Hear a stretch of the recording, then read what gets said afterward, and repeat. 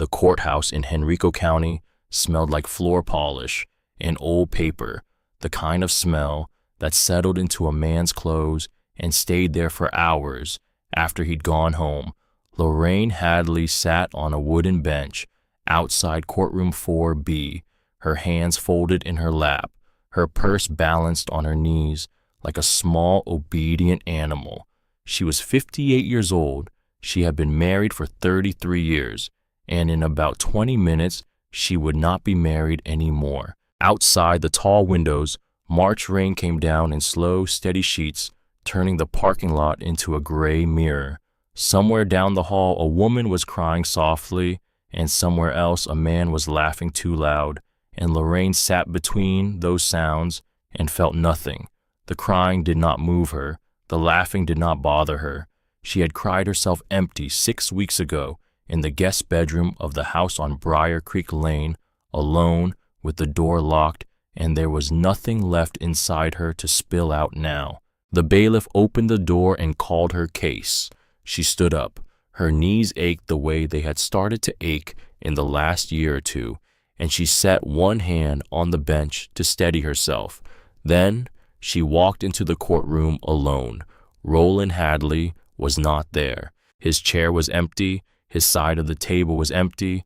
There was only his attorney, a tall man named Hartwell, who wore a charcoal suit and a watch that probably cost more than the truck Lorraine had driven here in. Hartwell did not stand when she entered. He did not nod. He glanced at her the way a man glances at a piece of furniture being delivered to the wrong room, then went back to his papers. Lorraine sat down where the bailiff pointed. The judge read the settlement into a microphone that made his voice sound like it was coming through a tin can in some other room. Lorraine listened to her marriage being divided into bullet points. The house on Briar Creek Lane, Roland. The retirement accounts, Roland. The investment portfolio, Roland. The vehicles, Roland, with one exception. The 2006 Ford pickup, currently driven by Mrs. Hadley, would remain with Mrs. Hadley. That was generous of him, Hartwell murmured. Lorraine did not look at him. There was one more item, a real property located on Route 11, Goshen County, Virginia, a small parcel of land with a structure described in the assessment as a former filling station and attached service bay valued at approximately $14,000.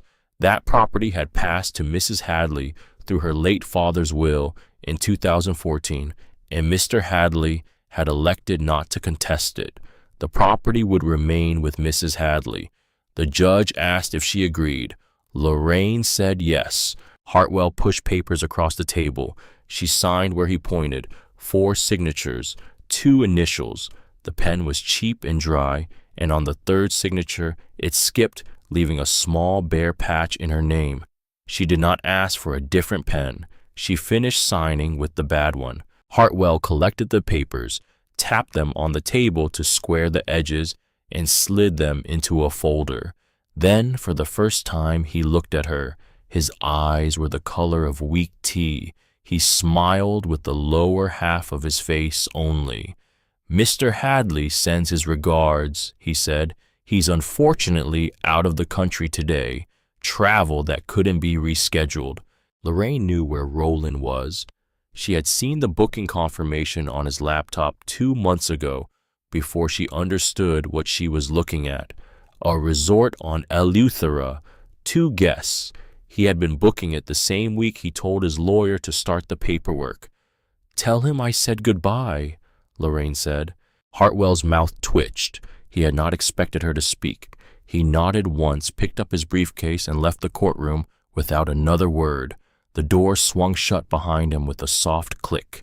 She sat in the empty room for a long moment, listening to the rain. Outside in the corridor, a clerk handed her a manila folder containing copies of everything she had just signed. The clerk was a young woman with kind eyes and the practiced gentleness of someone who handed manila folders to strangers all day long. She told Lorraine to take care. Lorraine said she would. Then she walked down the long hallway past the crying woman and the laughing man, past the bailiff, who held the door for her and out into the gray afternoon. The cardboard box was waiting on the passenger seat of the Ford. Roland had left it on the kitchen counter 3 days ago with a yellow sticky note that said, "Your things." 33 years packed into a single box. A jewelry box that had belonged to her mother, a photo album from her daughter Bridget's childhood, a chipped coffee mug that said "World's Best Mom," a folded scarf she could not remember owning, her wedding ring, which she had taken off the morning she found out about Eleuthera, sat on top of the pile in a small velvet pouch. She did not put the ring on. She set the folder on top of the box. She started the truck. The engine coughed twice and caught. The Ford was 19 years old. The dashboard was cracked from a decade of summer sun, and the passenger door stuck unless you pulled the handle just right. Roland had bought it for a landscaper who quit after 2 weeks, and it had sat in the driveway gathering pollen until Lorraine started using it for errands. When the divorce papers were drafted, Roland had told Hartwell she could keep it. He had used the word generous. Hartwell had written it down. Lorraine sat behind the wheel and watched the rain run down the windshield. She had nowhere to go. The house on Briar Creek was Roland's now officially, although it had stopped being hers years before the papers were signed. $211 sat in a checking account that would soon have only her name on it. She had no apartment, no job, no friends who weren't really Roland's friends, the kind of friends who had stopped calling the week the rumors started and would never call again. She had a cardboard box and a Ford and a deed. She pulled the deed out of the folder. The paper was old soft at the edges from years in a file drawer. Pruitt Gas and Service, Route 11, Goshen County, deeded to Lorraine Ann Hadley, pursuant to the last will and testament of Harlan Robert Pruitt, deceased. Harlan Pruitt, her father. He had been gone for 12 years now. The station had been closed all that time since the August afternoon his neighbors found him slumped at his own counter with a crossword puzzle in front of him and his reading glasses still on.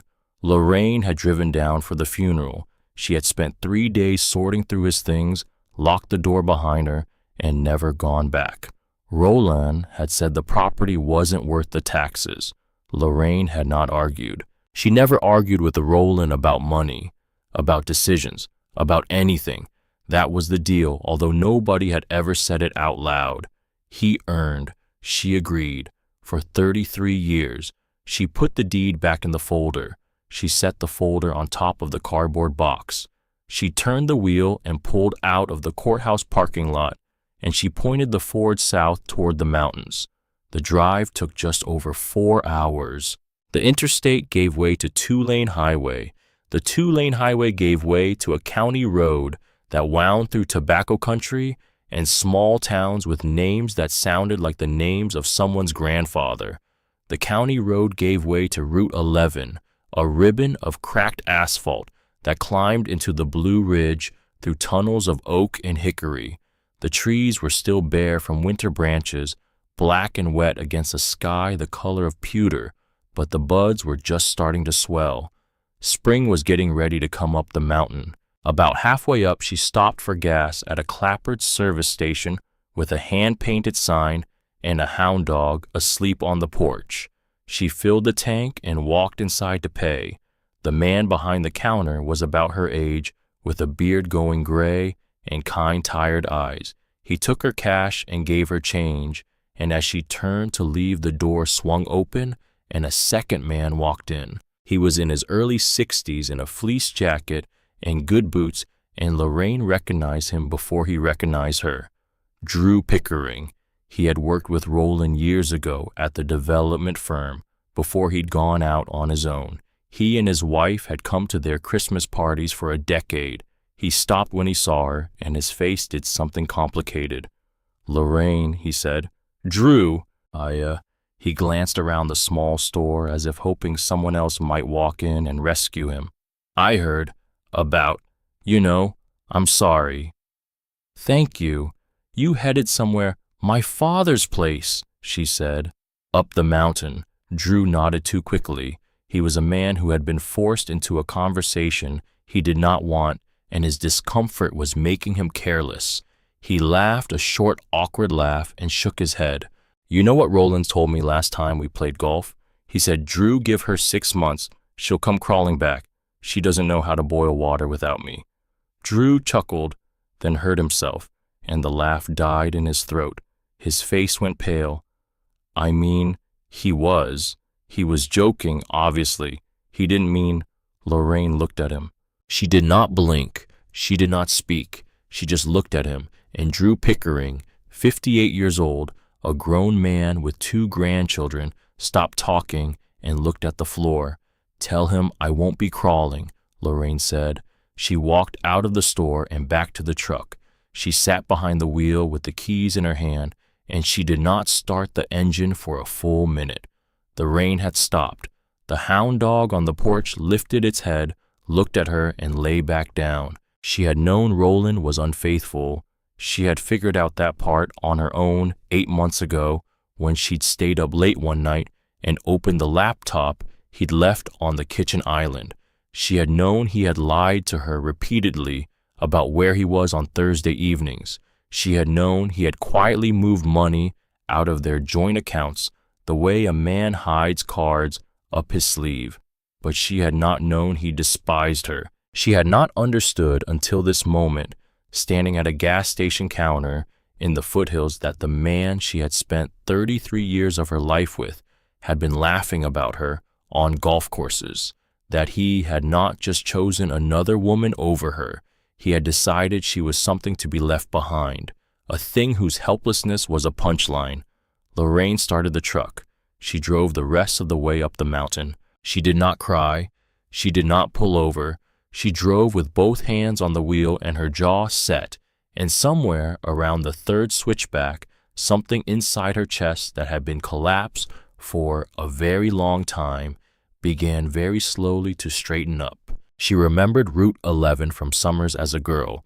Her mother used to drive her up at the start of June and leave her with Harlan for 2 months at a stretch. Lorraine had learned to pump gas and make change and check oil before she'd learned long division. By the time she was 9, her father had put a wrench in her hand and showed her how to break loose the lug nuts on a stuck tire. By 12, she could change a fan belt on her own. He'd taught her to listen to engines, to read tire tread, to tell from the sound of a starter motor whether the problem was the battery or the alternator. Roland had found that charming when they were dating. Later, he'd found it embarrassing. The wife of a man who built shopping centers should not know how to bleed brake lines. He had never told her to stop. He had just stopped asking. And eventually, she had stopped doing the way you stop doing anything when the person closest to you pretends it does not exist. The road curved around a granite outcrop near the top of the ridge, and there it was, Pruitt Gas and Service. She pulled into the cracked apron and shut the engine off, and she sat for a long minute, looking through the windshield. The building was smaller than she remembered. It always was. A single-story cinder block structure with a flat roof and 2 pump islands out front. The pumps were locked, rusted, their price displays frozen on numbers from another decade. Kutsu had climbed the south wall, threading through the cinder blocks and reaching up toward the roof. The sign above the front door had been hand-painted by Harlan himself in 1976, dark green letters on cream, and the paint had faded to ghosts. One of the front windows had a crack running corner to corner, sealed with duct tape that had long since dried to brittle yellow strips. The building was standing. The walls were solid. The door, when she tried it, was locked. She found the ring of keys in the manila folder. The second one fit. The lock resisted, then turned with a gritty click that sounded like something deep in the wood waking up. The smell hit her first. Stale air, dust, the faintest ghost of motor oil and old coffee, and underneath that, something older still, something she had not realized she remembered. The smell of her father. Late afternoon light came through the dirty windows in pale rectangles across the concrete floor. The shelves behind the counter, once full of candy bars and road maps and small bottles of brake fluid, were nearly empty now. Just a few items left, scattered a tin of bag balm, a curled paperback, a deck of playing cards. The mechanical cash register sat in the center of the wooden counter drawer, slightly open, the kind with real buttons that punched up small numbered tabs in a glass window. And beside the register, exactly where he had left them, sat Harlan's reading glasses, wire frames, one temple slightly bent from the time he'd sat on them in 1998. Lorraine had laughed at him for a week about that. Beside the glasses lay a folded newspaper. The Goshen Valley Tribune opened to the crossword puzzle. The date in the corner read August 17th, 2014. 27 down was filled in. 28 down was blank. He had died with the pen in his hand. Lorraine picked up the glasses. The lenses were filmed with 12 years of dust. She cleaned them on the hem of her shirt, a motion her hands remembered without consulting her, the same motion she had performed 1,000 times as a girl when Harlan had misplaced them for the third time in an afternoon. She set them back on the counter exactly where they had been.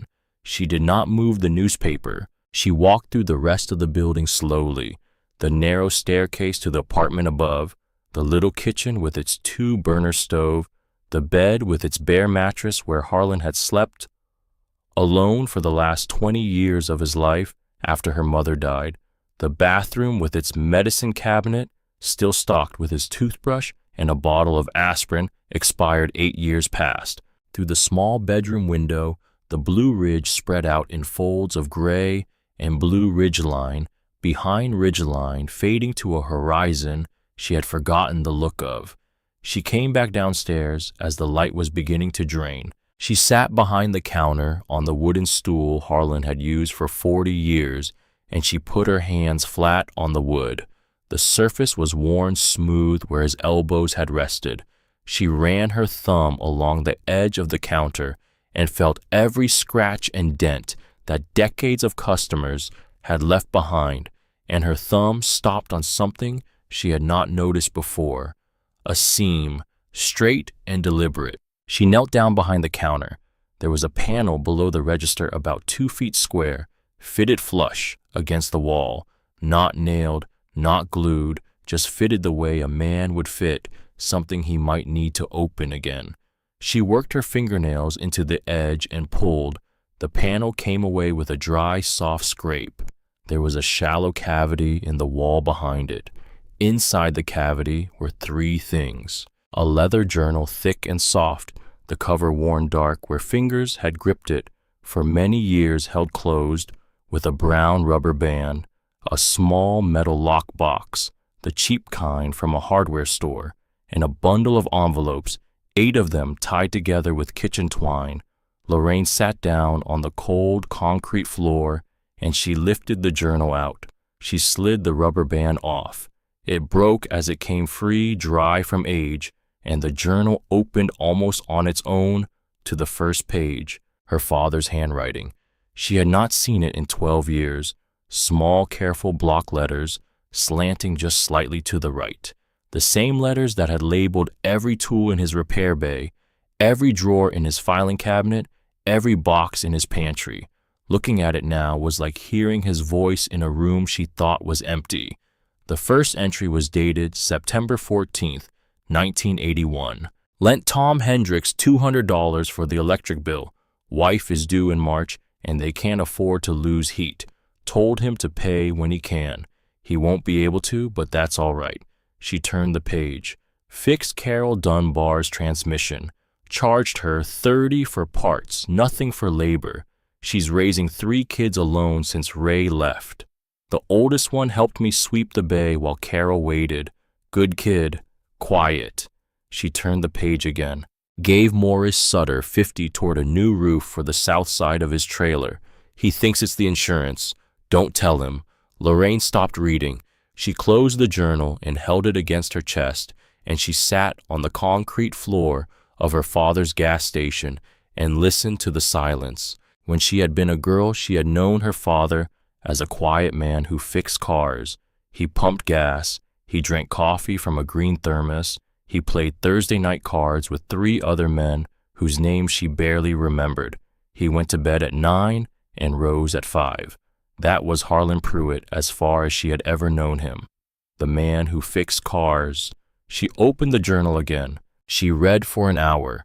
The light failed, and she switched on the desk lamp by the register, and the lamp threw a small yellow circle across the wooden counter and her father's handwriting, and she kept reading. There were hundreds of entries. They spanned 33 years from that first September in 1981 right up to the last week of his life.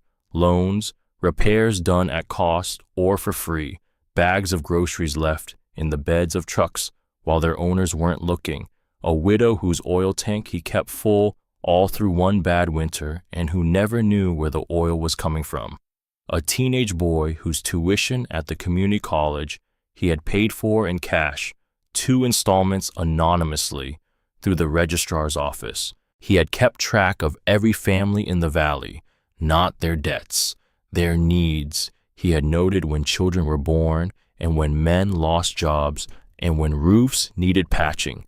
He tracked the loans some people paid back, and he quietly, deliberately, year after year, forgave the ones they could not. He had never told a single soul as far as she could tell, not her mother, not her, not the men he played cards with on Thursday nights. The middle of the journal, around 1995, had a stretch of pages where the entries were shorter, the handwriting slightly less steady. Lorraine knew that year. Her mother had been sick. Harlan had spent the last 6 months of his wife's life driving her to a hospital 2 hours away, 3 times a week, and somehow in the cracks between those drives, he had kept the station open and the journal going. The entries from those months were all small: $20 to one family, a free oil change for another, a bag of apples left on someone's porch. He had been losing his wife. He had not stopped looking out for his valley. Lorraine closed her eyes for a long time. When she opened them again, she opened the lockbox. Inside was $412 in old soft bills, a second ring of keys, 4 of them, none of which she recognized, and a folded document that turned out to be the original deed to the station transferred from Harlan's father to Harlan in 1971.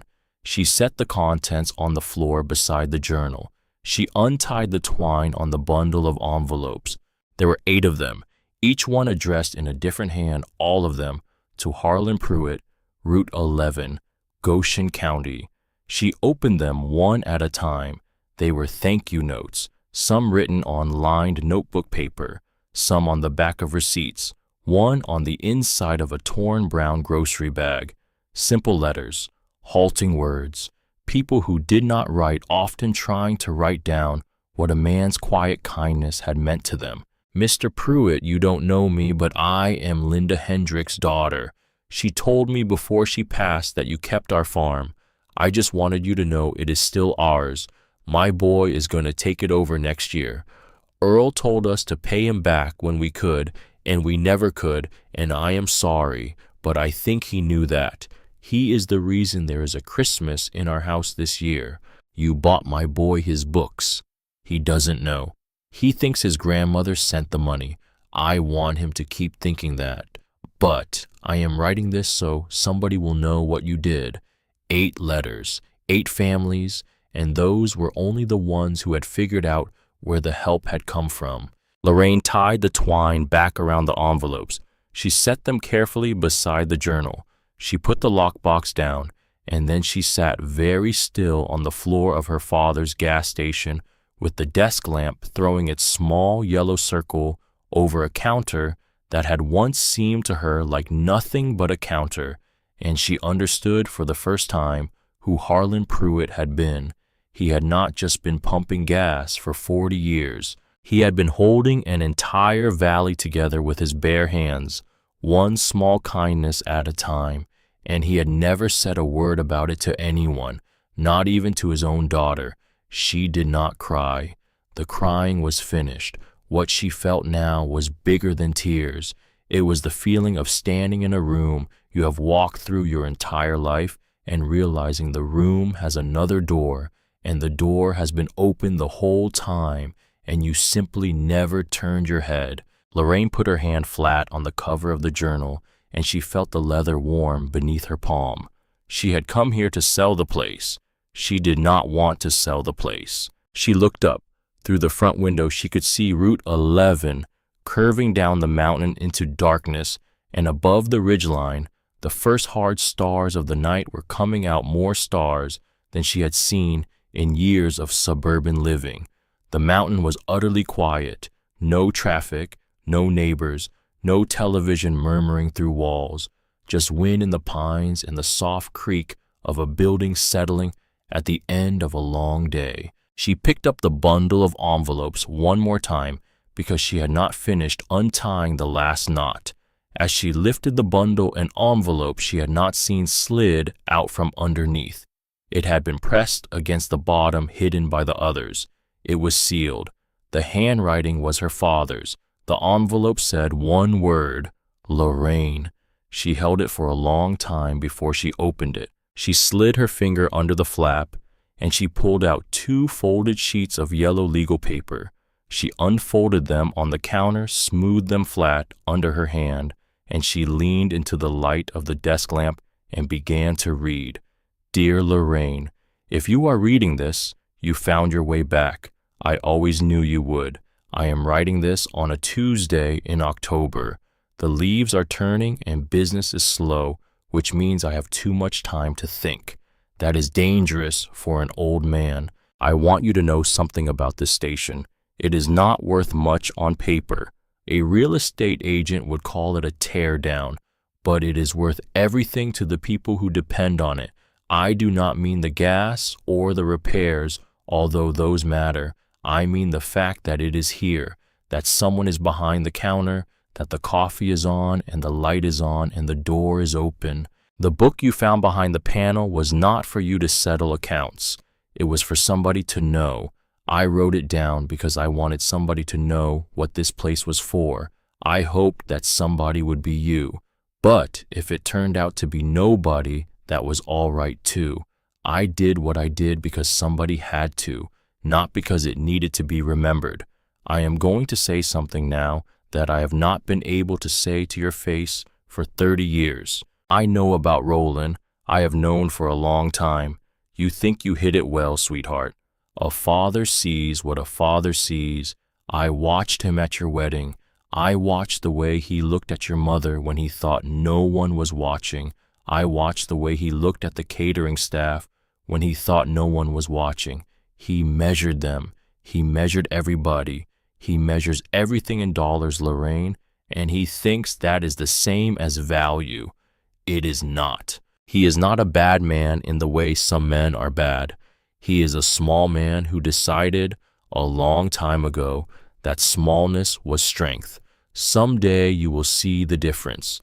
I hope it does not cost you too much to learn it. I should have said something. I never did. I have asked myself why 100 times. The truth is, I knew you. I knew that if I told you what I saw, you would close a door between us and you would not open it again, because that is the kind of woman my daughter is. Stubborn the way your mother was stubborn, the way I am stubborn. So I waited. I waited because I believed that if I waited long enough, you would come back to this mountain on your own. And when you did, you would not be coming home to me. You would be coming home to yourself. If you are reading this, then I was right to wait. You have not lost everything, Lorraine. I want you to hear me on this. The things he took from you were not yours. The house was not yours. The money was not yours. The friends were not yours. They were all his on loan. You spent 33 years tending a garden that belonged to somebody else. This place is yours. It was your grandfather's, and it was mine, and it is yours now. Not because it is worth money, because you are the only person I trust to understand what it was for. Don't sell it. Don't let anyone tell you it is worthless. And if you can keep the coffee on, that matters more than you think. I love you, sweetheart. I am proud of you. I have been proud of you every day of your life, including the days you did not believe it. Dad. Lorraine sat behind the counter for a long time after she finished reading. She did not cry. She folded the letter slowly with the same careful motion her father had used to fold a newspaper after he was done with the crossword. She slid it back into the envelope. She set the envelope down on the counter beside his reading glasses and the unfinished puzzle. 3 things: his glasses, his crossword, his letter. 3 things from a man who had been gone for 12 years, and the station felt more full of him now than it had felt the day she walked through the door. She got up from the stool. Her knees ached. She did not care. She walked to the front door and stood looking out at Route 11, in the dark, at the stars, over the ridgeline. The wind in the pines was the only sound in the world. Somewhere down the mountain, a single set of headlights crawled along the curve, slowed at the granite outcrop, and disappeared. She thought about Roland on a beach in Eleuthera, drinking something cold in a tall glass, telling a woman half his age about the wife he had finally gotten rid of.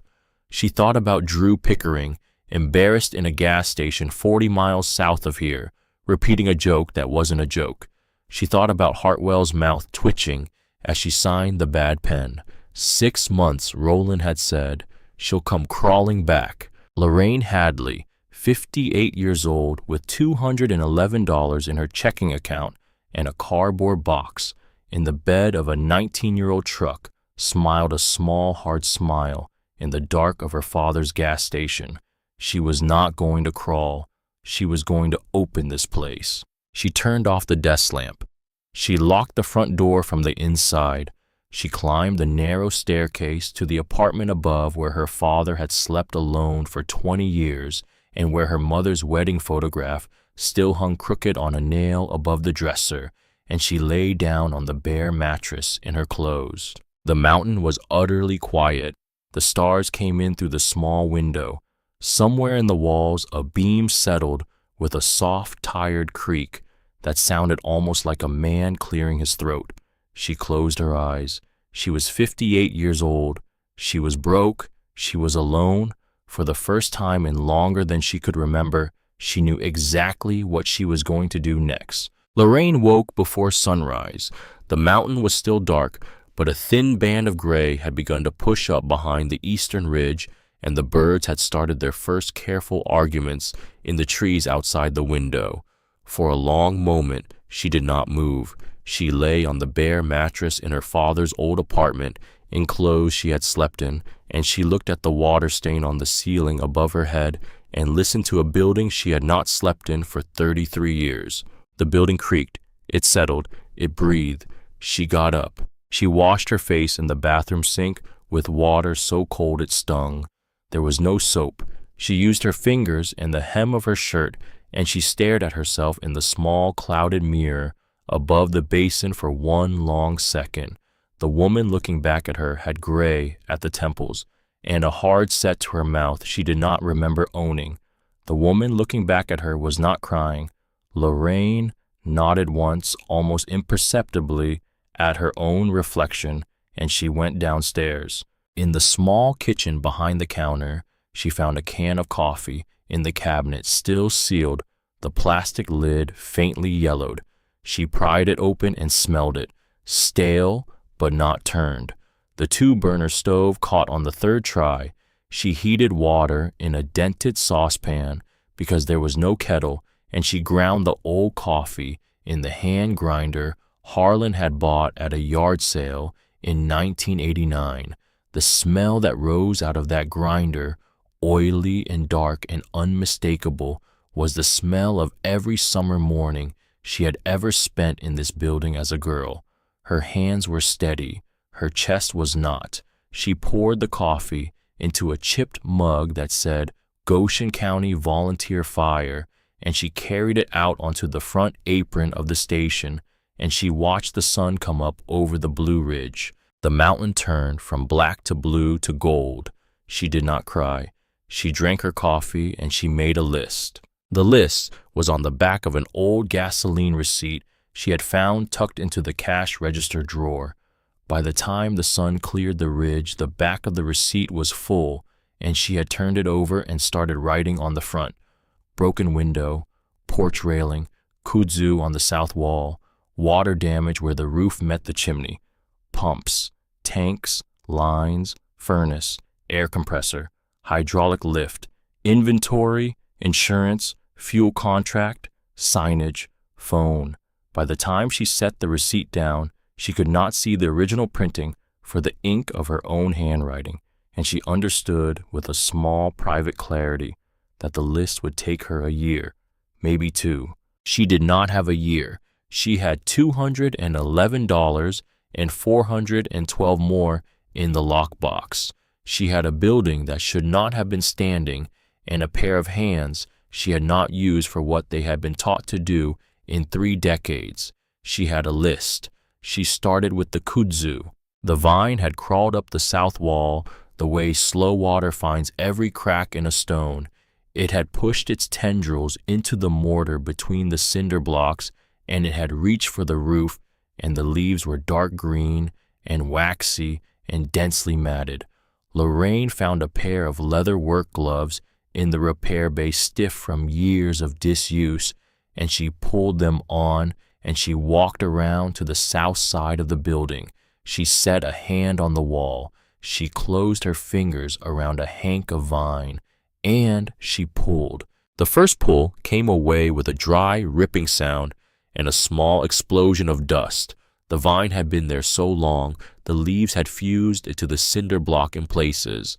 She pulled again and again. She worked the way she had been taught to work a long time ago, the way a girl works when her father is watching from the bay door, and she will not under any circumstance let him see her quit. By mid-morning, her shoulders were on fire. By noon, her hands had blistered through the gloves, 2 raw red spots that would split open before the day was done. She kept pulling. Somewhere around 11 o'clock, a truck pulled into the apron. Lorraine did not hear it at first.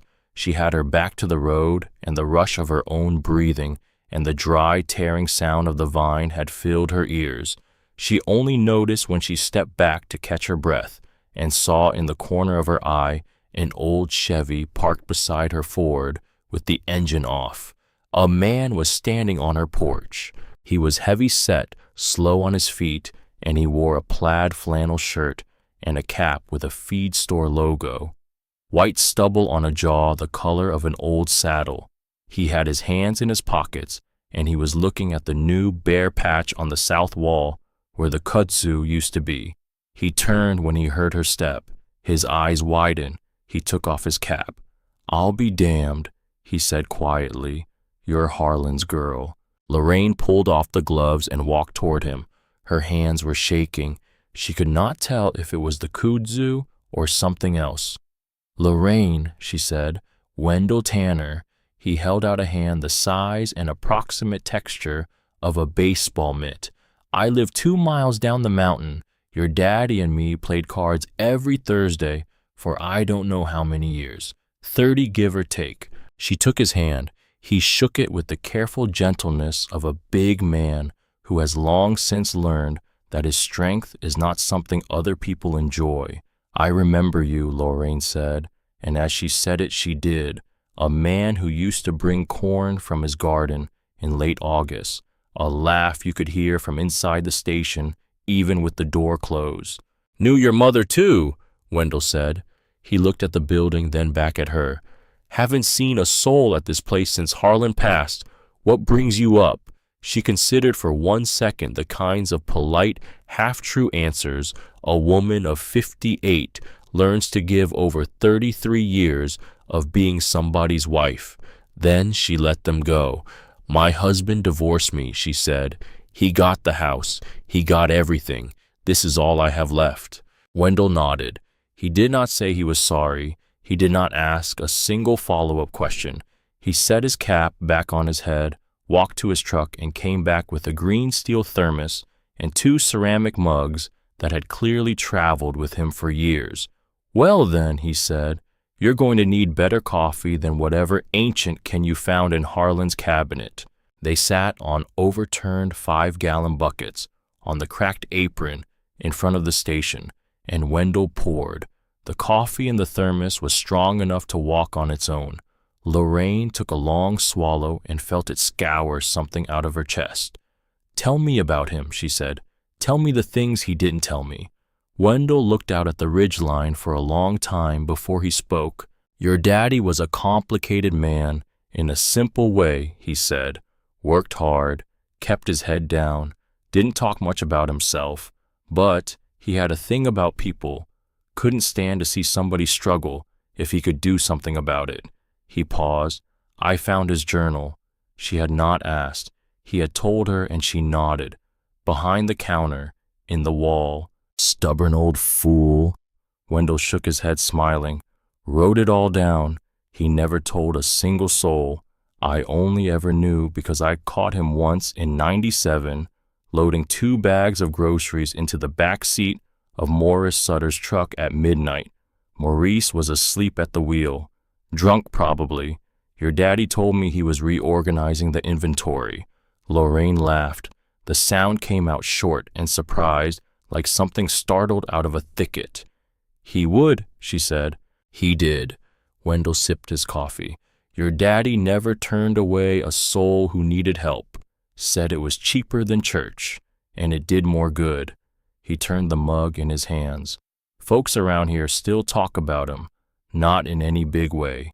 Quiet things. Somebody will mention their lights stayed on one winter because Harlan paid the bill, or that their truck made it another year because he wouldn't take their money. Adds up over 40 years. Lorraine drank her coffee. "Why didn't he tell me any of this?" she said. Wendell looked at her. His eyes were a faded blue, the color of denim that has been washed too many times. "Because Harlan didn't think it was special," he said. "He thought it was just what you did if you lived somewhere and you had 2 hands and a set of wrenches. He didn't think it needed a name on it." He paused. "He died owing nothing to anybody and being owed by everybody. He always said that was the richest a man could be." They sat for a while in silence. A pickup truck came up Route 11, slowed at the granite outcrop, and the driver lifted 2 fingers from the steering wheel in a small, lazy salute as he passed. Wendell lifted 2 fingers back. The driver did not know either of them. It was just the way a man said hello in these mountains, and Lorraine, who had forgotten this small piece of geography, felt something in her loosen. Wendell left at noon with a promise to come back the next morning.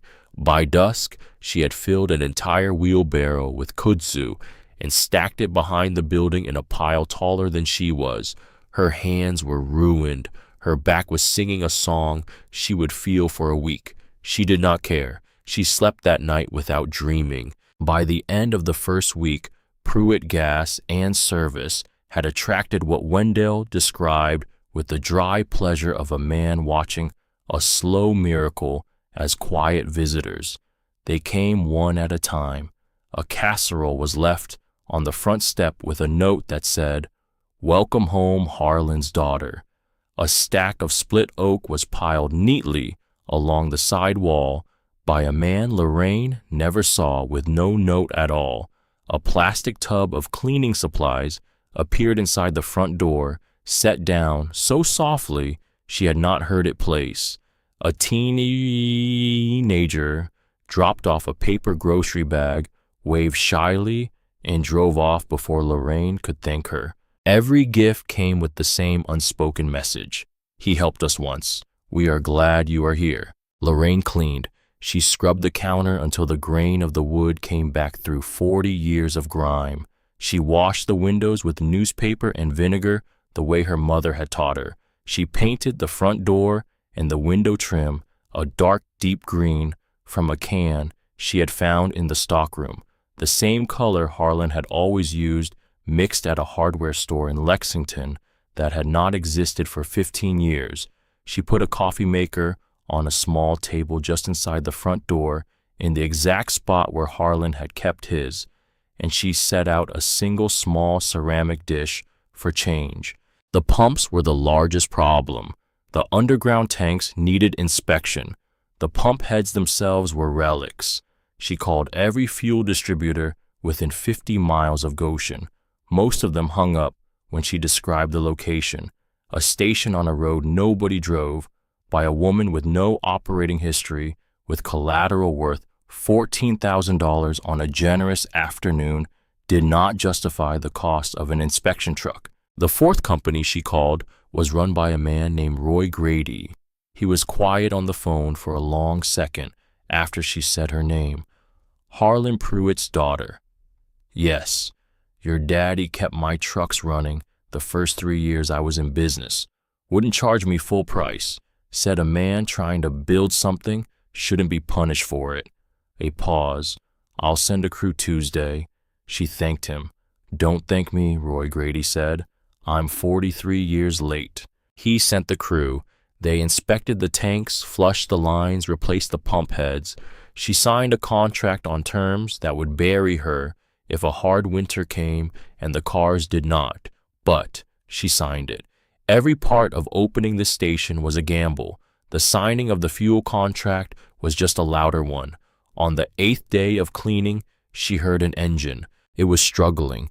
She heard the cough of it before she saw it, the kind of dry, hard cough that meant something serious was about to fail, and she stepped out of the bay where she had been wiping down the workbench, and she watched a white pickup truck limp up Route 11 with steam rising in a thin gray plume from under the hood.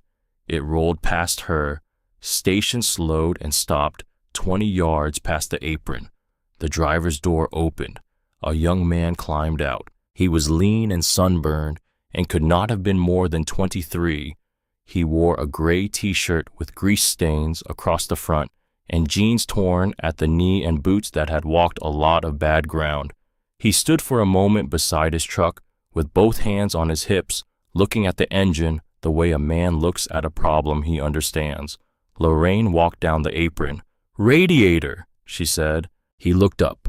His face was wary in a way that did not have anything to do with his truck. He had the face of a young man who had learned that conversations with strangers usually cost him something. "Upper hose," he said. "I got a spare in the bed, no tools." "I've got tools," Lorraine said. She tilted her head toward the open bay. "Pull it in if it'll make it that far." He looked at the bay. He looked at her. She watched him do the small private math of a person who has been told no in too many parking lots. "I can pay for the bay time," he said. "I didn't ask for money. I said pull it in." His name was Tobin Merrick. "Toby," he said when she asked. He drove his truck into the bay on a wheeze and a prayer, propped the hood, and had the bad hose off in 6 minutes. Lorraine pulled a replacement from the stockroom that was close enough to fit with a couple of extra clamps, and she watched him install it. She watched his hands. He had the hands of a person who had been taught early, the same hands she remembered her father having. The motions were small and unfussy, and there was no wasted effort in any of them. He tightened the clamps with the relaxed precision of a man tying his own shoe. When he reached for a tool, he did not look at the workbench. He knew where the tool would be. "Where'd you learn to wrench?" she said. "My grandmother's boyfriend had a shop up in Boone. I spent every summer there till I was 16.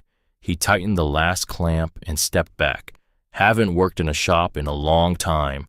Last 3 places I tried didn't work out." Lorraine did not ask why. She could see enough in the way he held himself to fill in the story. "Where do you sleep, Toby?" He looked at the floor. "Truck's not so bad." She said nothing for a moment. Then she said, "I'm reopening the station. I need somebody who can turn a wrench." He looked at her steadily. He had the eyes of a young man who had been offered things before, and almost all of them had cost him. "You don't know me," he said. "You just replaced that hose faster than most mechanics with twice your experience. That's enough for today." He did not say yes. He did not say no. He poured coolant into the radiator, started the engine, and listened to it run. Listened the way Harlan used to listen. Satisfied, he closed the hood and wiped his hands on a rag from the bench. "I'll think about it," he said. "Come back tomorrow if you decide," she said. "I'll have coffee on." He came back the next morning at 7. Lorraine was already on the apron sweeping. She did not say anything when his truck pulled in. She handed him a mug. He took it. He drank it without asking what was in it. "1 week," he said. "See how it goes." Fair enough. And that was the beginning of it. They worked. They worked in the way that people work when there is no other choice and no other plan, in the way that her father had worked, in the way that the men and women of those mountains had always worked when winter was coming. Toby took the bay. He went through the tools, cleaned them, hung them back on the pegboard inside the black outlines Harlan had drawn with a marker 40 years ago. He tested the compressor. He bled the lines on the hydraulic lift. He found 2 birds' nests in the furnace. Flew pulled them out without commentary and got the heat working again on the 3rd try. Lorraine took the front. She finished the windows. She inventoried what was left on the shelves. She wrote out in her father's old paper ledger what the station would carry when it opened, and she wrote out in another column the prices she would charge for it. The numbers in the second column were not generous to herself. They were not generous to her bottom line. They were the prices Harlan would have charged, adjusted for inflation, the way Harlan would have adjusted them. Wendell came almost every morning. He brought lumber, he brought tools, he brought once a set of new hinges for the back door because the old ones had been rusted shut for a decade. He never asked to be paid.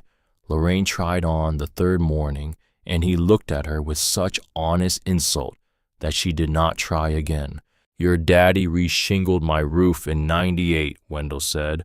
3 days of work, wouldn't take a dime. Told me I could buy him a steak when I won the lottery." He hammered a nail into the new porch step he was setting. "Never won the lottery, so this is the steak." The first customer came on a Thursday in late April. An older woman in a white sedan pulled up to the pump island, rolled down her window, and stared at Lorraine for a long, suspended moment.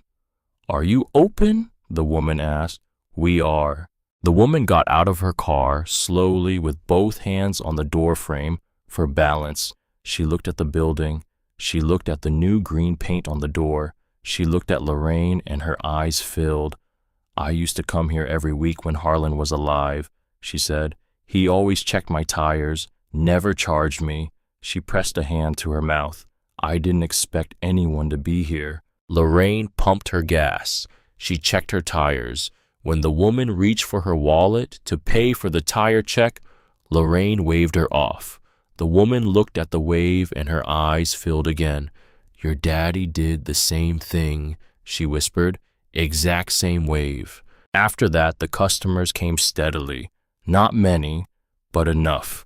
People who lived in the valley and remembered the station when it was Harlan's, and people who had heard in the slow telegraph by which mountain news travels that the daughter was back. They came for gas, and they stayed for the porch. A man in his 70s brought a checkerboard one afternoon and left it on the porch railing. Within a week, there was a tournament that nobody kept official score of, but everybody took seriously. The bay stayed busy.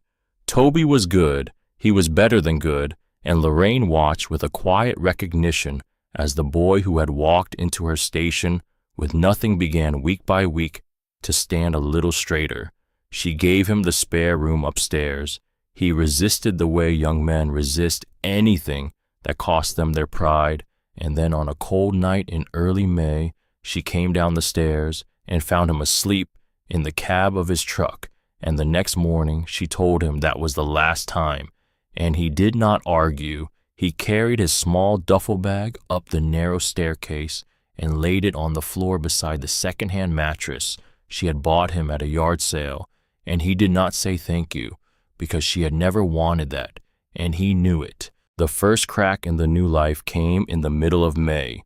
It came in a long white envelope, hand-delivered by a courier in a black sedan who did not get out of the car.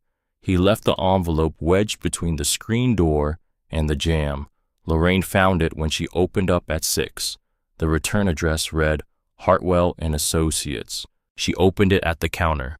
Her hands did not shake, although the part of her that watched her hands was surprised that they did not.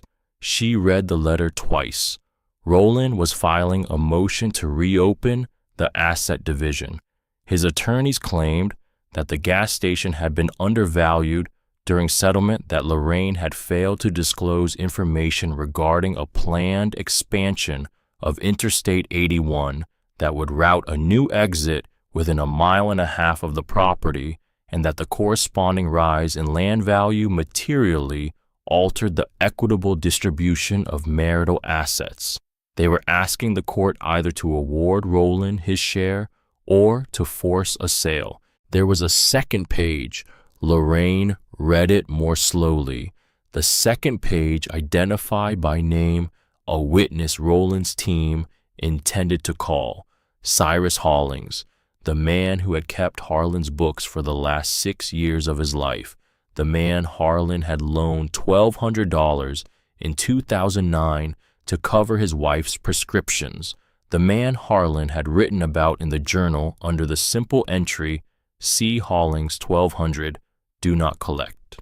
Roland's people had Cyrus Hollings, and Cyrus Hollings was prepared to testify that the maintenance, repair, and operational funds for Pruitt Gas and Service had originated from a joint marital account between Lorraine and Roland Hadley, making the station, in legal effect, marital property. It was a lie, a clean, calculated, well-coached lie. Lorraine set the letter down on the counter beside her father's reading glasses. She stood looking at it for a long time. She did not cry. The crying was finished. What she felt instead was something narrow and cold sliding into place behind her sternum, like a wedge being driven into wood. Roland had not just decided to take her station. He had decided to do it by corrupting one of the men her father had quietly saved. That afternoon, while Toby was under a truck in the bay, his shoulders to the concrete and his work boots sticking out into the slanted light from the open door, the cash drawer in the front of the station was found short. $642 missing. Lorraine had counted it the night before. She had counted it that morning. She counted it again, standing at the counter with the drawer pulled out into her hand, and she counted slowly the way you count when you do not want the answer. Wendell was on the porch when she stepped outside. $642, she said. Wendell looked at her. Then he looked at the bay. You don't think, she said. I don't think anything, Wendell said. He was a careful man. He was a man who, when he did not know, did not pretend. But that boy has a record. He has a record from when he was 19. Lorraine. I know what the record is, she said. Her voice was even. He told me before I hired him. Driving under the influence. 4 months. He served it. He's been straight ever since. All right. I'm not asking him about the money. Wendell looked at her for a long second. Then he nodded once, very slowly, and he went back to his coffee. She did not ask Toby. She did not mention it. That night she closed up early. She turned off the lights at the regular time. She locked the front door from the inside, with Toby already upstairs in his room. She climbed the back staircase quietly and lay on her own bed in her clothes, and she waited. She had a kitchen knife from the drawer beside her hand. She did not think she would need it. She did not put it down. At 2 a.m, she heard a sound at the front door. She came down the back staircase in her stocking feet. She moved through the dark station without turning on any lights, because she knew where everything was, every counter and every shelf, the way her father had known. She crouched behind the front counter with the knife in her right hand and her left hand on the floor for balance, and she listened to the front door click softly open. A flashlight beam swept the room. A man stepped inside. He was alone. He was in his 30s, lean, in a dark hooded jacket, and he closed the door behind him with the quiet competence of someone who had broken into other people's buildings before. He moved toward the cash register. He did not see her. The flashlight beam swept past her head and away. Lorraine stood up.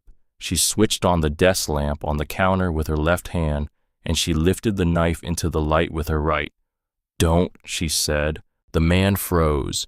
The flashlight clattered to the counter. "Hands where I can see them." He raised his hands. She could see his face now, thin, tight, frightened in a way she had not expected. He looked at the knife. He looked at her. He looked at the front door, and she saw him calculate the distance and decide against it. "Sit down," she said. He sat down on the wooden stool in front of the counter. "Who paid you?" He did not answer. His mouth worked. "Who paid you to come in here last week and take the money out of my drawer?" Lorraine said. "Who paid you to come back tonight and do it again?" He did not answer. Lorraine took the kitchen knife and she set it down very deliberately on the counter between them. She did not put it away. She left it where he could see it. Then she reached under the counter and she came up with the cell phone she had bought at a gas station in Lexington 2 weeks ago. She turned on the video camera. She set the phone on the counter pointed at the man's face with the red recording dot, small and steady, in the corner of the screen. "This is your one chance," she said. "You tell me who paid you. You leave my station. You don't come back. You don't come within 10 miles of this mountain, and I don't call the sheriff." He looked at the phone. He looked at her. "You don't call the sheriff," he said. "Promise." "I promise." He swallowed. "Some guy out of Richmond," he said. "Suit, older, maybe 50, 60, gave me a name, said it didn't matter. 3,000 cash up front, another 3 when the place closed." When the place closed. His words. "He told you to keep coming back," Lorraine said. "He said to come back until you sold." "What's the name he gave you?" The man swallowed again. "Hadley," he said. The word landed in the small lit space between them, and it did not move. Lorraine looked at the phone for a long second. The red dot was still steady. The audio was clean. "Get up," she said. He stood up. His knees buckled, and he caught himself on the counter. "Walk to the door. Open it slowly. Get in your car. Drive south on Route 11, and do not stop until you are out of this county. If I see your face on this mountain again, I will use this video. Do you understand?" "Yes, ma'am." "Go." He went. The door closed behind him. She heard a car start up somewhere down the apron and pull away with the headlights off. Lorraine sat down on the stool he had vacated. She did not lower the knife for a long minute. The phone kept recording. She finally reached out and stopped it, and she watched the file save into the storage with a small, polite chime. She listened to the building. The building was quiet. Upstairs, in the spare room, she heard Toby turn over in his sleep. He did not know. He had not heard. He had been here in this building sleeping under her roof, while a man in a Richmond suit had been paying another man to come in the dark and steal from him by name and frame him for it. She set the knife on the counter beside the phone. She put both hands flat on the wood. She looked at her father's reading glasses and his unfinished crossword and the green painted door he had painted with his own hands, and she felt the wedge that had slid in behind her sternum that morning settle deeper. She would not crawl. She had not been crawling. She had been crouching in the dark with a kitchen knife in her hand, waiting for a man Roland had sent into her father's building, and she had been quiet, and she had been steady, and she had been waiting. The woman who had signed her divorce papers with a bad pen had been crouching in the dark of her own life for 33 years. She had not known it. She knew it now. Lorraine stood up. She walked to the window. The eastern sky was starting to gray. Somewhere down the mountain, a rooster was telling the world what time it was, and the world was not listening. She would not crawl. She would not sell. She picked up her father's reading glasses and she cleaned them on the hem of her shirt, and she set them back on the counter, and the headlights of an early morning truck swept past the front window, slowed at the granite outcrop, and disappeared up the road. The phone with the video on it sat between her hands. The red dot was off now, but the file was there. The file would still be there in the morning. The file would still be there when Roland Hadley's lawyers stood up in a Goshen County courtroom and tried to take her father's station out from under her. The file would still be there when she needed it. It was not enough. It was a start. 2 days later, a rental car came up Route 11 and turned into the apron. A woman got out of the driver's seat. She stood for a long moment beside the open door, looking at the building. She was 32 years old. Her hair was the same color Lorraine's had been at 32. She was wearing a white blouse and tailored pants and the wrong shoes for this gravel. Lorraine stepped out onto the porch. "Hi, Mom," said her daughter. Lorraine did not move from the porch. She put one hand on the new pine railing Wendell had built her, and she watched Bridget walk up the apron in those wrong shoes, slowly looking at the station the way a person looks at a place they have been arguing about in their head for weeks. Bridget stopped at the bottom of the steps. "I came to ask you to sell," she said. "I know." "I'm not asking anymore." She climbed the steps. She put her arms around her mother and she held on the way a daughter holds her mother when she has been wrong, and outside in the cool May morning on the cracked apron of Pruitt Gas and Service, with the mountains laid out in folds of green and blue.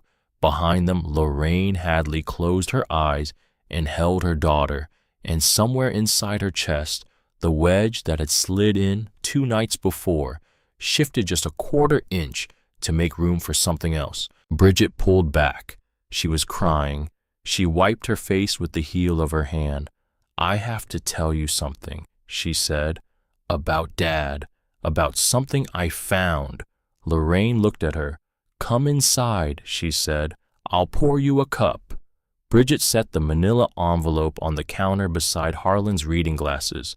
She did not open it. She slid it toward her mother with 2 fingers, the way a person slides bad news, and she watched Lorraine's face. "I've been looking for 6 months," Bridget said. Her voice was steady, the way her mother's was steady. She had not inherited many things from Lorraine, but the steadiness when she needed it was one of them. "I hired somebody, a man in Charlottesville. I paid him out of my own savings. I didn't tell anyone." Lorraine did not touch the envelope. "How long?" she said. 11 years. The number landed in the small lit space behind the counter, and it did not move. Lorraine put both hands flat on the wood, the way she had done 2 nights before when a man had sat where her daughter was sitting now and confessed to a name. She looked at her daughter's face. Bridget was 32. She had been 21 when this had started. She had been a girl in college calling home on Sunday afternoons, while her father, 2 states away, had been beginning a separate life that nobody at the dinner table had known existed. "Her name is Marisol Vega," Bridget said. "She lives in Reston. She's 38. She is a paralegal at a firm Dad does business with. They have a son. He was born in 2017. His name is Mateo. He is 9 years old. 9 years old." Lorraine thought of the photographs of Roland in the years between 2017 and 2026. Roland holding a Christmas glass. Roland on a sailboat off the Outer Banks. Roland at Bridget's college graduation, his arm around Lorraine's shoulders, smiling for the camera. In every photograph, he had been somewhere on the other side of the state, a father to a child she had never been told existed. "Open it," she said. Bridget opened the envelope. There were photographs, receipts, a school enrollment form on which the father's name was listed as Roland Hadley, and a phone number was listed that Lorraine recognized as the one Roland had taken to using for business calls in late 2016. There was a copy of a deed to a small condominium in Reston purchased in 2018 in Marisol Vegas, name paid for, with a wire transfer from an account in Roland's name, only an account that had not appeared on any document submitted during the divorce. There was a letter from a private school in Fairfax County thanking Mr. Hadley for his most recent tuition payment of $19,400 for the upcoming academic year. Lorraine looked at the documents for a long time. She did not pick them up. She did not move them. She did not even put her finger on them. She had been steady through worse than this in the last 6 weeks. She would be steady through this. What she felt looking down at the paper trail of her husband's second life was not heartbreak. It was something flatter, something more useful. It was the quiet recognition of a piece of evidence she had needed without knowing she needed it. Roland had not just despised her. Roland had been hiding a child while he was sitting at her dining room table. Bridget was watching her. "Mom!" Lorraine raised her eyes. "I am not going to cry about this," she said. "I am not going to use it the way you think I might use it. I do not need this in order to hate your father." She paused. "I need it to protect myself." She slid the envelope back to her daughter. "Put this somewhere safe. Make a copy. Put the copy in a different safe place. If anything happens to me, you bring it out. Not before, not unless I tell you. Are we clear?" Bridget nodded. "Mom, yes. I am sorry I told you to sell this place." "I know you are," Lorraine said. "It's all right." Bridget stayed 3 days. She slept in the spare room across from Toby's in a single bed with a quilt Lorraine's mother had stitched in 1971. She put her tailored pants away in her duffel bag on the second morning and borrowed a pair of jeans from her mother that did not quite fit, and she helped Lorraine carry firewood to the porch, and on the second afternoon, she stood in the bay and watched her mother explain to a teenage boy from down the mountain how to read a tire tread. She had not seen her mother in a place where her mother knew things in a very long time. She watched the boy's face as he listened. She watched her mother's hands. When she drove away on the 4th morning, Bridget held on at the open car door for a second longer than she meant to. "Call me after the hearing," she said. "I will. Whatever happens. Whatever happens." The introduction came 2 days later. Wendell brought it himself in the form of a phone number, written on the back of a feed store receipt. "Lawyer," he said. He set the receipt on the counter. "Retired. Lives in Barton, about 40 miles up the mountain. Her name is Adelaide Vance. She practiced for 30 years out of Richmond. Then she came up here in 2018 because her husband died, and she needed not to be in Richmond anymore." Lorraine looked at the number. "Why this one?" she said. Wendell turned his coffee mug in his hands. "Your daddy paid for her little girl's surgery in 1992, he said. Heart valve. Adelaide didn't have the money. The insurance wouldn't cover it. The money showed up at the surgeon's office in a plain envelope marked for the Vance child. Your daddy did it through a doctor in Lexington who didn't ask questions. Adelaide spent 20 years trying to find out who. She never did. I told her 2 years ago after I was sure. She just sat there for a long time and she didn't say anything." Lorraine called the number. A woman with a calm Virginia voice answered on the second ring. "Mrs. Hadley," she said before Lorraine had finished saying her own name. "Wendell told me you would call. Can you come up the mountain on Friday?" Adelaide Vance was a tall woman in her late 60s with a back as straight as a fence post and reading glasses on a thin gold chain. She arrived in a gray sedan on the Friday afternoon, and she walked up to the porch with the unhurried gait of a woman who had walked into harder rooms than this one for most of her adult life. She held out her hand to Lorraine. Her grip was dry and very firm. "I have not stood in front of a judge in 7 years, she said. "I want you to know that before we go any further. If you want a different attorney, I will help you find one, and I will pay for the first 3 hours myself." I don't want a different attorney, Lorraine said. All right, Adelaide said. Then we are going to do this very carefully. They sat at the counter for 3 hours. Adelaide read the motion. She read it again. She made notes on a yellow pad in a small, exact handwriting that reminded Lorraine with a small pang of her father's. She asked Lorraine for the original deed. Lorraine brought it out. She asked for Harlan's will. Lorraine brought that out. She asked for the tax records.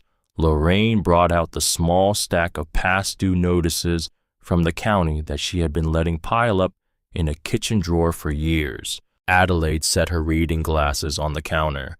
Your husband has hired a witness, Cyrus Hollings. Yes, my father loaned him $1,200 in 2009 and never asked for it back. I am aware. I read the journal entry last night. Adelaide tapped the yellow pad. Mrs. Hadley, this motion is not a strong one.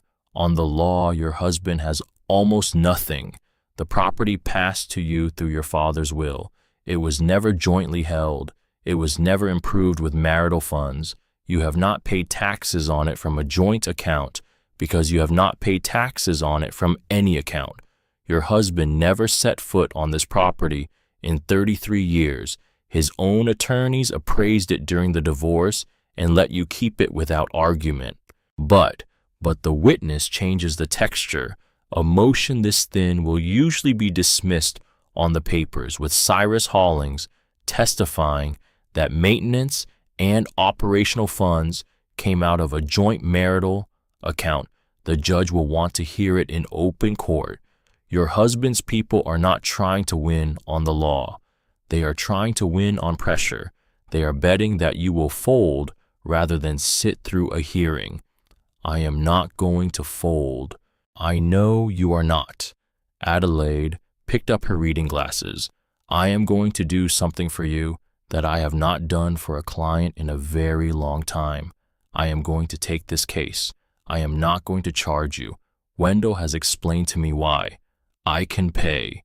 You cannot, but it does not matter because I am not asking. Adelaide put the glasses on. There is one thing I want you to understand. I am going to stand beside you. I am not going to stand for you. When the time comes, you are going to take that witness stand yourself, and you are going to look the judge in the eye, and you are going to tell him about your father, about this station, about what was taken from you and what was not. Are we clear? Yes.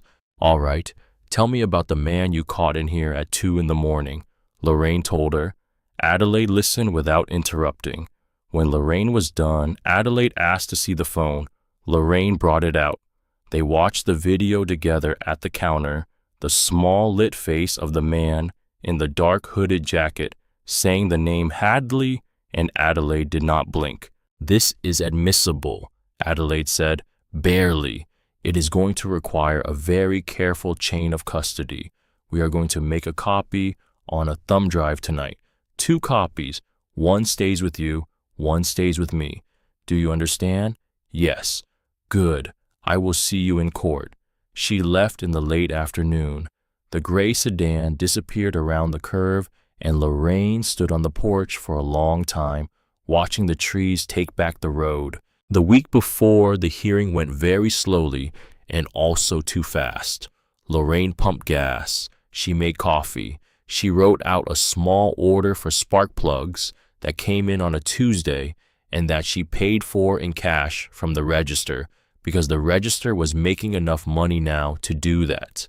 Toby worked in the bay. Wendell came by every morning. On Wednesday, Lorraine drove to the bank in Lexington to make a deposit, and when she came back to the truck in the bank parking lot, she sat with both hands on the steering wheel for a long minute, and she thought she might be sick. She was not. She drove home. On Thursday night, Wendell came up onto the porch at sunset with something wrapped in a folded handkerchief. He sat down on the bench across from her. He set the handkerchief on the small table between them, and he unfolded it. Inside was a single brass key. Your daddy gave me this 12 years ago, Wendell said, about 6 months before he died. He told me to hold on to it.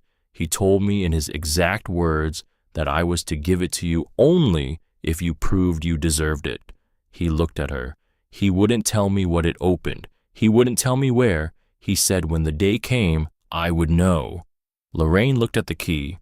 I think the day has come, Wendell said. He slid a small white card across the table. There was an address on the card, written in her father's careful block letters. First Virginia Bank and Trust, Lexington, Box 412. He set this up the year your mother died, Wendell said.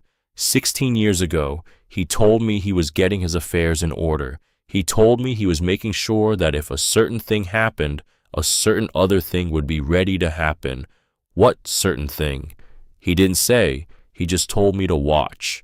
Lorraine looked at the key for a long time. He knew, she said. He suspected, Wendell said. Your daddy was a careful man. He saw what he saw. He just gave you the time to see it for yourself. She picked up the key. The brass was warm from the inside of Wendell's pocket. Tomorrow, she said, I'll drive you. She drove herself. She had decided that on the way upstairs to sleep. Whatever was in Box 412 at the First Virginia Bank and Trust, she was going to walk into that vault alone, and she was going to open that box alone, and she was going to look at it alone, the way her father had set it up, alone 16 years ago in a town 40 miles from where she had been living her quiet, agreeable life. The bank in Lexington had marble floors and a teller who recognized the name on the box without checking the computer. A young woman led her down a flight of stairs and into a small room with a wall of metal doors, and she pulled the long, narrow box out of its slot, and she set it on the table in the private viewing room, and she closed the door behind her. Lorraine sat down. The room was very quiet. She put the key into the lock, and she turned it. Inside the box were three things. The first was an envelope thick and heavy, bound with a paper bank wrapper. She lifted it out. She slit the top with her thumbnail. Inside was cash, hundreds, bound in clean stacks. She did not count it in the bank. She would count it in the truck. Her hands knew already by weight that she was holding more money than she had ever held in her life. The second was a stiff blue folder. She opened it. The top sheet was a deed recorded in the Goshen County Clerk's office on November 9th, 2010. 15 acres of farmland adjoining the southern boundary of Pruitt Gas and Service, purchased from a man named Royden Tarp. Recorded value at the time of purchase, $22,500. The deed was made out sole owner to Lorraine Ann Hadley. She had been 38 years old in November of 2010. She had been living in a house on Briar Creek Lane. She had been hosting a Thanksgiving dinner for her husband's brother in 3 weeks. She had not known her name was on a deed in a clerk's office 4 hours away. The third thing in the box was a single folded sheet of yellow legal paper, her father's handwriting. October 12, 2010. Sweetheart, I bought this land last week. I bought it because Royden Tarp told me over coffee at the diner in Goshen that he had heard from his cousin who works in the planning office in Roanoke that the state was going to expand Interstate 81 over the next 20 years, and they were going to put a new exit ramp 3/4 of a mile from this station. He told me I should buy the Tarp pasture. He told me the price was going to look foolish in 15 years. I did not buy it for myself. I am 74 years old. I am not going to be here in 15 years. I bought it for you. Your name is on the deed. It has always been on the deed. I never told you because I did not want it tangled up in what you were tangled up in. I knew the day was going to come when you were going to need something that was yours and yours alone, something that no man could touch. That day is the day Wendell hands you the key. I love you, sweetheart. Be careful with this. Tell the right people. Do not tell the wrong ones. Dad. Lorraine read the letter twice. She folded it. she put it back in the box. She drove back up the mountain with $87,000 in cash in a paper grocery bag on the passenger seat and the deed to 15 acres of pasture on the floorboard at her feet. And somewhere around the third switchback, she pulled the Ford over onto the gravel shoulder, and she put her forehead on the steering wheel, and she sat there for a long time breathing. She did not cry. The crying was finished. But she sat there for 10 minutes with the engine running and the morning sun coming in through the windshield, and she let her father be in the truck with her one more time. She thought of him at the diner in Goshen in 2010, drinking bad coffee out of a heavy ceramic cup, listening to a farmer tell him about an interstate that was going to come through in 15 years. She thought of him driving down to the courthouse alone, paying $22,500 out of an account she had never seen, writing her name on a deed without telling her. She thought of him driving home up Route 11, past this very granite outcrop, knowing that he had just bought something for a daughter who in 2010 would have refused it. He had not refused her the time to find her own way back. He had simply made sure that when she did, there would be ground under her feet that no one could take. Lorraine lifted her head from the steering wheel. She put the Ford in gear. She drove home. The hearing was set for the second Wednesday in August. Lorraine wore a navy blue dress she had bought at a consignment shop in Lexington for $38. She wore her mother's small pearl earrings. She wore the boots she had been wearing every day at the station because she had worked too hard in those boots to put on heels for a man like Roland. Roland was there.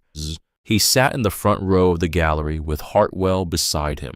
He was wearing a charcoal suit that fit him too well, and the watch she remembered. His hair had gone whiter in the 4 months since she had last seen him at the station. He did not look at her when she walked in. Adelaide Vance walked beside her. The courtroom in Goshen County was small. The walls were paneled in dark wood. A ceiling fan turned slowly above the bench.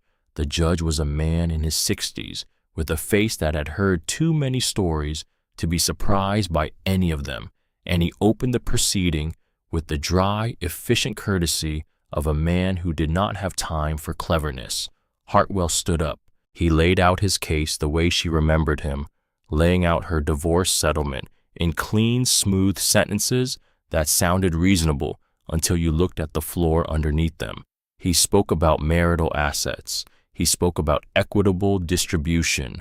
He spoke about a planned highway expansion that was about to materially increase the value of the property in question. He spoke about funds drawn from a joint marital account that had been used over the course of the marriage to maintain the property's operational status. He called Cyrus Hollings to the stand. Cyrus Hollings was a thin man in his late 50s who walked to the witness stand the way a man walks toward a thing he has agreed to but no longer wants to do. He took the oath. He sat down. He did not look at Lorraine. Hartwell led him through his testimony in careful, smooth questions. Yes, he had kept the books for Harlan Pruitt's operation in the years before Harlan died. Yes, he had been familiar with the operational accounts.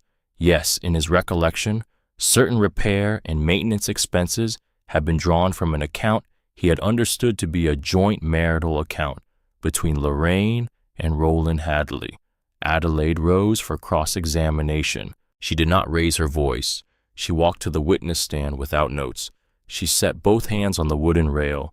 She looked at Cyrus Hollings for a long second until he looked back at her. "Mr. Hollings," she said, "in November of 2009, did you accept a loan of $1,200 from Harlan Pruitt to cover prescription costs for your late wife?" Cyrus Hollings opened his mouth. He closed it. "Yes," he said. "Did Mr. Pruitt ever ask you to repay that loan?" "No." "Are you aware that you are listed in his personal journal by name under an instruction that read in his own handwriting, 'Do not collect'?" "I am aware now."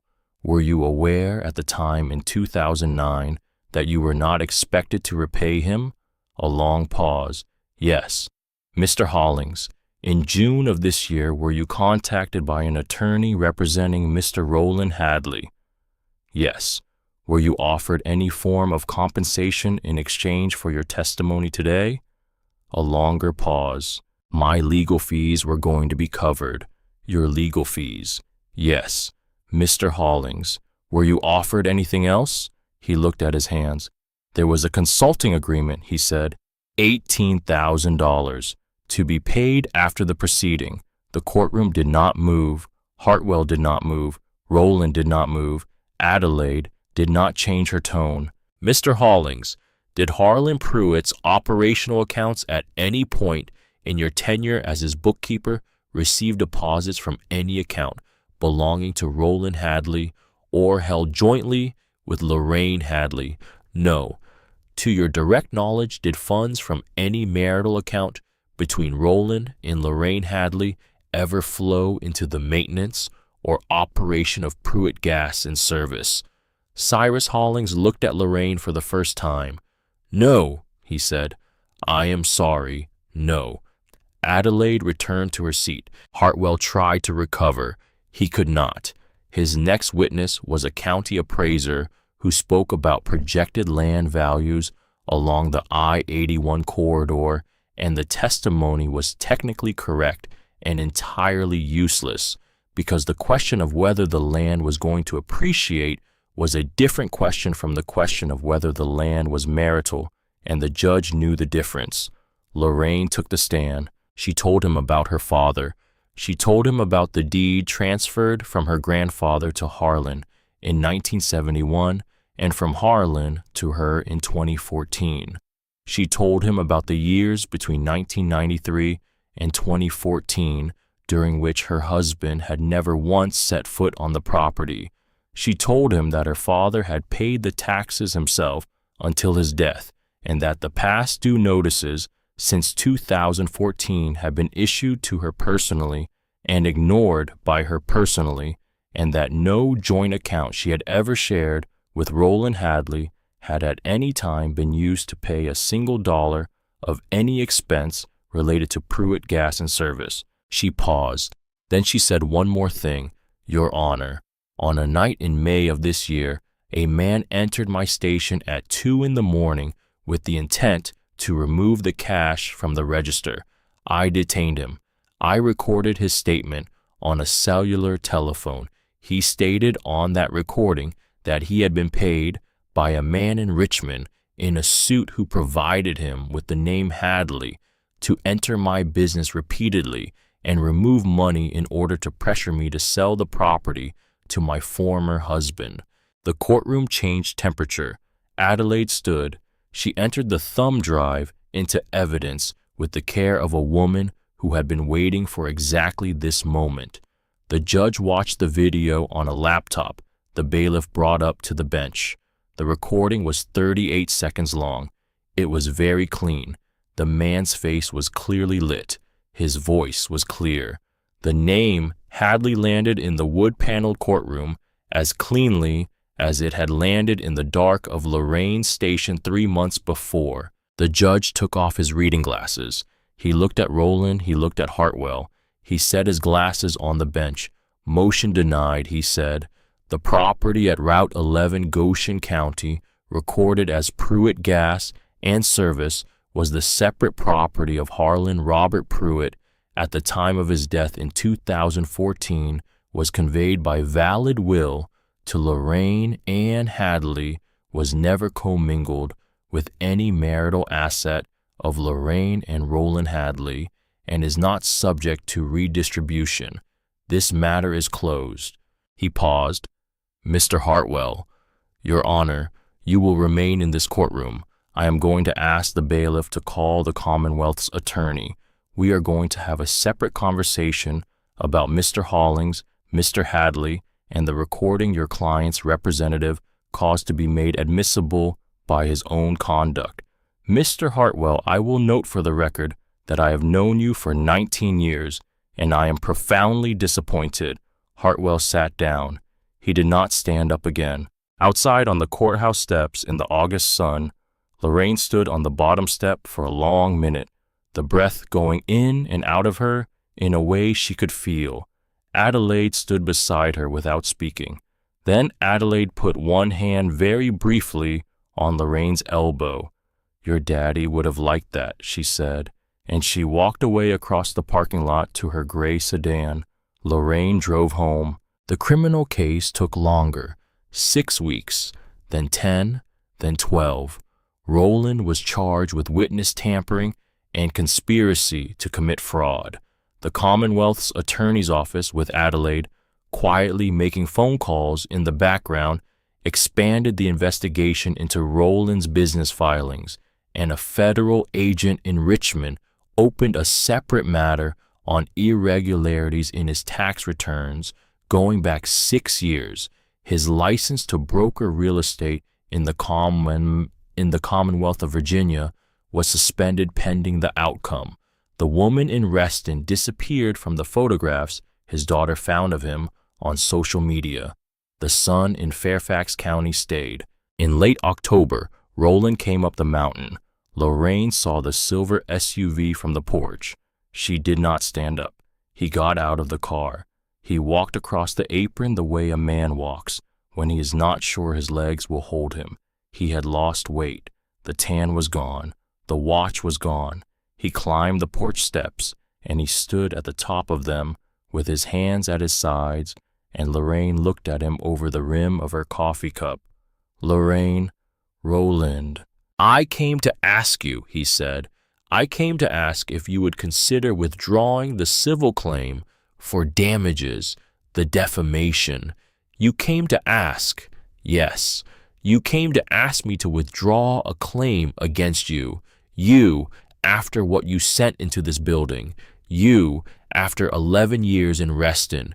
You, after you told Drew Pickering I would crawl back in 6 months."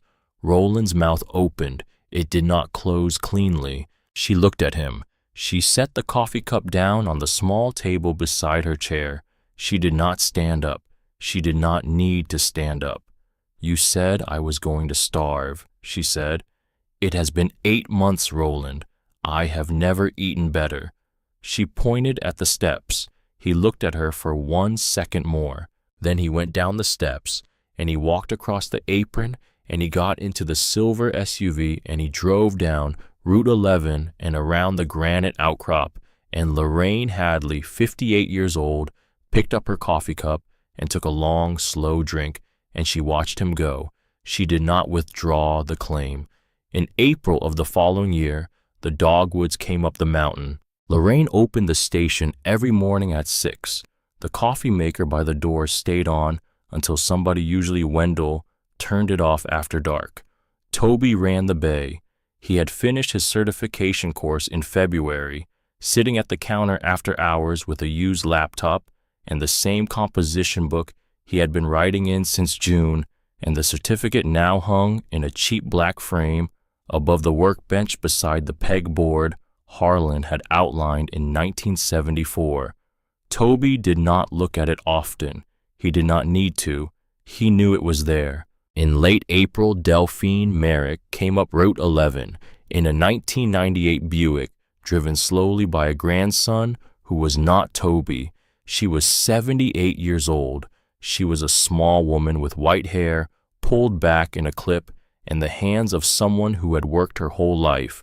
She climbed out of the Buick on the apron with the help of a cane, and she stood looking at the building for a long moment, the way Wendell had stood, the way the woman in the white sedan had stood that first Thursday in April, a year ago. Lorraine came out onto the porch. Delphine looked up at her. "My grandson told me," Delphine said, "that I would find an answer here." Lorraine came down the steps. She took the older woman's hand. She did not say anything. She led Delphine into the station behind the counter, and she lifted from the shelf beneath the register the small green folder marked Merrick in Harlan's careful block letters. She set the folder on the counter. She opened it. She turned it so that Delphine could read the single page inside. Delphine read it. She read it again. Then she put her face in her hands and she stood very still for a long time, with her shoulders shaking and no sound coming out, and Lorraine, who had not been ready to cry through any of this, stood beside her at the counter and put one hand on the small of her back and held her up. After a while, Delphine straightened. 40 years, she said. He never wanted you to know. I am glad I know. They sat on the porch together for an hour. They drank coffee. They did not say very much. Toby came up the apron in his work shirt, and his grandmother stood up and put her arms around him and held on, and Toby, who had been carrying the secret for almost a year, finally let it down. Bridget came in June. She brought the children. The boy was 9. The girl was 6. They climbed out of the rental car in their city clothes, and they stood on the gravel apron, and they looked at the station and at the mountains and at the gravel itself, and Lorraine came down off the porch and met them with her hands on her hips and a small smile, and the boy looked up at her and said, "It's small." "Big enough," Lorraine said. She took them through the station. She let them ring up a pretend sale on the mechanical register. She took them out to the bay. She lifted the boy up so that he could see the pegboard with all the wrenches and sockets and screwdrivers hanging inside their outlined shapes. She handed him a tire gauge. She showed him how. He pressed it to the valve stem of the truck parked in the bay. He read the number. He looked up at her. 32, he said. "Perfect," she said. "Your great-grandfather taught me to do that when I was 9 years old, with this same tool." The boy looked at the gauge in his hand. He looked at the workbench. He looked at his great-grandfather's pegboard, and he looked at his grandmother. "Show me another one," he said. She showed him another one. In the bay door, Bridget stood with both arms crossed over her chest. She was crying without trying to hide it. She did not say anything. She just watched her son and her mother in the slanted light of the open door, and she understood for the first time what her grandfather had built. That afternoon, a green minivan came up Route 11 with a cracked taillight and a young woman at the wheel and 3 children in the back. The youngest was asleep in a car seat. The woman pulled up to the pump island and got out slowly, the way tired mothers get out of cars, and she looked at the building and at Lorraine on the porch. "How much for $10 of regular?" she said. Lorraine came down the porch steps. She filled the tank, not $10, the whole tank. She checked the oil. She topped off the windshield fluid. She noticed the front left tire was low, and she added air without asking. When the pump clicked off, the young woman opened her purse and started digging through it, the way Lorraine had seen people dig through purses her whole life, the small frantic motions of a person counting what she has and hoping it will be enough. "Pay it next time you're through," Lorraine said. The young woman looked up. "What?" "Next time you drive through. You can pay then." "I can't just." "Sure you can. I'll be here."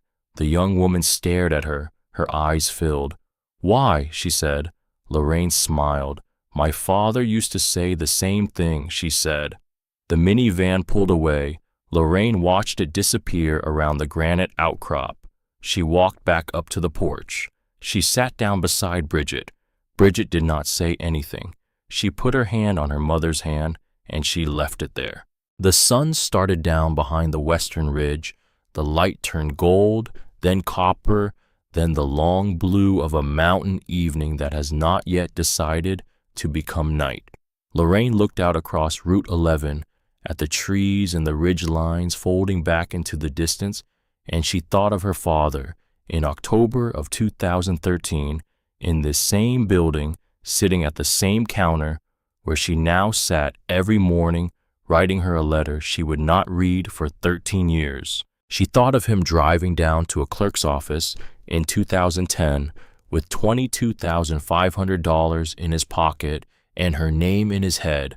She thought of him in 1992 slipping cash into an envelope for a child he would never meet. She thought of him in 1994 doing it again. She thought of him in 1981 writing in a leather journal for the first time on a Tuesday afternoon by the light of the same desk lamp she now turned on every morning at 6. Inside the station, Toby reached up and flipped the breaker switch marked sign in Harlan's careful block letters. Outside above the porch, the hand-painted letters lit up against the deepening sky. Pruitt Gas and Service. The paint was faded. The letters were not perfect. The sign was not new. It glowed against the blue evening with the soft, steady light of something that had been lit many times before and would be lit many times again. Lorraine Hadley, 58 years old, sat on her father's porch with her daughter beside her and watched the sign come on. The valley got dark around them. The light stayed.